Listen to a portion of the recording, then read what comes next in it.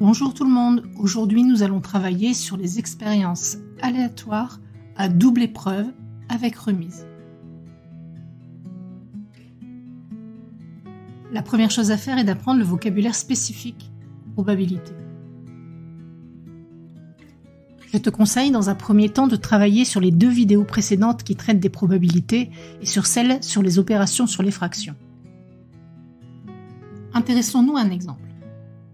Une urne contient 9 billes indiscernables au toucher. 5 sont rouges, 3 sont vertes et 1 est bleue. On cherche à connaître la probabilité d'obtenir telle ou telle couleur de bille si l'on tire à 2 reprises une bille au hasard dans l'urne avec remise. C'est-à-dire que la bille qui a été tirée va être remise dans l'urne. Notre expérience est bien une expérience aléatoire, puisque les billes sont indiscernables au toucher. Les 2 épreuves sont identiques et indépendantes, car la boule obtenue au premier tirage est remise dans l'urne avant de procéder au second tirage. Lors du premier tirage, notre univers oméga est égal à rouge, vert, bleu. En effet, tu ne peux tirer qu'une boule rouge, une boule verte ou une boule bleue. Si nous étudions la probabilité d'obtenir chacune des couleurs, nous avons 5 billes rouges sur 9. La probabilité de rouge est donc égale à 5 sur 9. La probabilité de vert va donc être égale à 3 sur 9, c'est-à-dire un tiers. Et la probabilité de bleu est égale à 1/9 puisque nous n'avons qu'une boule bleue. Pour modéliser le second tirage, nous allons faire un tableau à double entrée. Sur la première ligne, nous allons mettre le premier tirage, c'est-à-dire les 5 boules rouges, les 3 boules vertes et la boule bleue. Sur la première colonne, nous allons mettre le second tirage, les mêmes boules, bien évidemment. Et nous allons croiser les lignes et les colonnes. Comme tu peux le constater, nous avons des couples formés des 2 couleurs. Les rouges avec les rouges, les verts avec les rouges, les bleus avec les rouges, etc., etc., etc. Nous n'avons plus maintenant qu'à compter le nombre d'issues possibles. Nous avons un tableau de 9 sur 9, c'est-à-dire 81 issues possibles. Le nouvel univers oméga' est donc formé des couples rouge-rouge, rouge-vert, rouge-bleu, vert-rouge, vert-bleu, vert-vert, bleu-rouge, bleu-vert et enfin bleu-bleu. Nous allons maintenant considérer plusieurs événements. Pour trouver la probabilité de chacun de ces événements, il suffira de compter les cases qui correspondront à ce qui est attendu. Considérons l'événement A, tirer 2 boules rouges. Il nous suffit de compter le nombre de cases du tableau où est écrit rouge-rouge.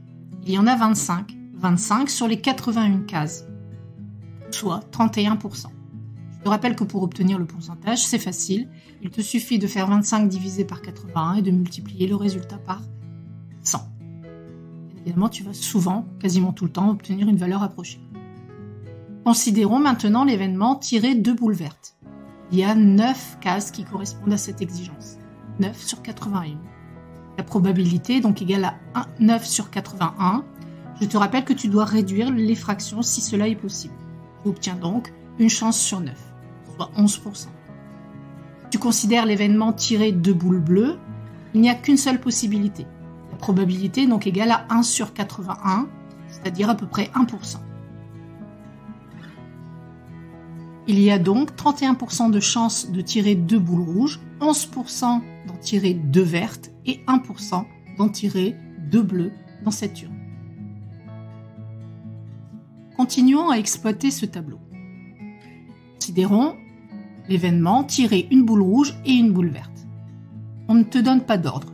La seule chose qu'on demande, c'est qu'à la fin de l'expérience, tu aies dans la main une boule rouge et une boule verte. Tu te rends compte qu'il y a 30 cases qui correspondent à cette exigence. 30 cases sur les 81 cases. Nous avons donc à peu près 37% de chances de tirer une boule rouge et une boule verte. Si nous considérons l'événement E tirer une boule rouge et une boule bleue, de la même façon, tu t'aperçois qu'il y a 10 cases qui correspondent à cet événement. 10 cases sur 81, autrement dit à peu près 12%. Toujours répondre à la question qui est posée. Nous avons donc 37% de chances de tirer une boule rouge et une boule verte et 12% d'en tirer une rouge et une bleue. Considérons maintenant l'événement tirer une boule verte et une boule bleue. Tu as compris le principe, nous avons 6 cases sur 81 qui correspondent à cet événement. Nous avons donc la probabilité de f qui va être égale à 6 sur 81 que nous allons réduire. Nous obtenons 2 sur 27, soit à peu près 8%. Il y a donc 8% de chance de tirer une boule verte et une boule bleue dans cette urne. Quand tu as fini de calculer les probabilités de tout ton univers, tu dois prendre le temps de vérifier. Alors c'est pas parce que tu vas faire le calcul et que tu vas obtenir le bon résultat que tu as nécessairement bon. Par contre, si tu n'as pas le bon résultat attendu, là tu peux être sûr d'avoir une erreur quelque part dans tes probabilités. On sait que la somme des pourcentages doit être égale à 100 et on sait aussi que la somme des probabilités doit être égale à 1. Alors tu fais cette vérification soit sur les probabilités, soit sur les pourcentages. Dans cet exemple, nous allons faire les deux vérifications. P2A plus P2B plus P2C plus P2D plus P2E plus P2F est égal à 25 sur 81 plus 9 sur 81 plus 1 sur 81 plus 30 sur 81 plus 10 sur 81 plus 6 sur 81. Bien évidemment, ici, nous allons garder les formes originelles et pas les formes réduites pour faciliter le calcul.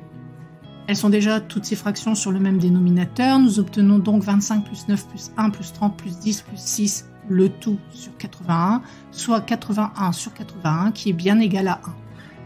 Si tu fais la somme des pourcentages, 31 plus 11 plus 1 plus 37 plus 12 plus 8 va bien te donner 100%. Ça y est, la leçon est finie. Une seule façon pour progresser. Pratiquer, pratiquer, pratiquer. N'oublie pas qu'apprendre le vocabulaire est essentiel en mathématiques. Bien comprendre les sujets et pour t'exprimer facilement et correctement. D'autres vidéos, suivant le niveau, vont suivre sur les probabilités. À bientôt!